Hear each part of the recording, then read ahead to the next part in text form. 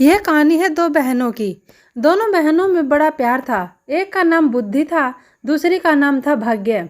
वैसे तो हमेशा वो दोनों मिलजुल कर रहा करती थी, लेकिन न जाने क्यों एक दिन उन दोनों में एक बात को लेकर बहस हो गई। मुद्दा था कि दोनों में से बड़ी कौन है। दोनों को ही नहीं पता था कि कौन बड़ी है, इसलिए वह दोनों ही अपने अपने बड़े होने का दावा कर रही थी। लंबी चलने वाली बहस का कोई परिणाम नहीं आता देखकर दोनों ने मिलकर एक समाधान निकाला। दोनों ने तय किया कि वे दोनों एक साथ किसी एक घर में जाएंगी और वहां अपनी अपनी शक्तियां आजमाएंगी।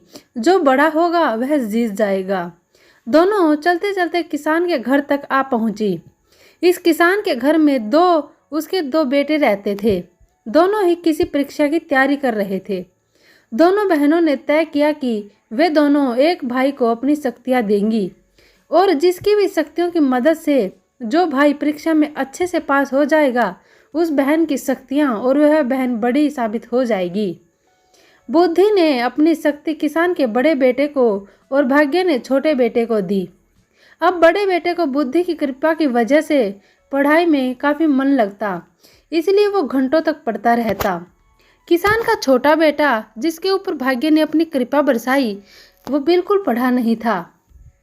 जल्द ही वो दिन भी आ गया जब बड़े भाई और फिर छोटे भाई की परीक्षा होनी थी। बड़ा भाई, जिस पर बुद्धि की कृपा थी, उसने जब अपना पेपर देखा तो बदनसीबी से सभी वही सवाल आए थे जो उसने पढ़े नहीं थे या वो पढ़ नहीं पाया था। अगले दिन भाग्य की कृपा के साथ छोटा भाई परीक्षा देने गया।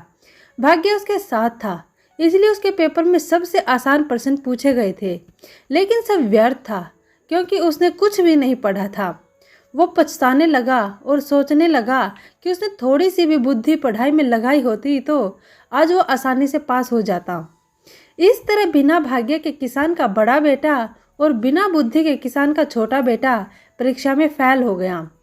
इस घटना से भाग्य और बुद्धि दोनों बहनों को ये अच्छे से समझ आ गया कि जब वो अलग अलग हैं तब वो दोनों ही छोटी हैं और साथ है तो दोनों ही ताकतवर और बड़ी हैं।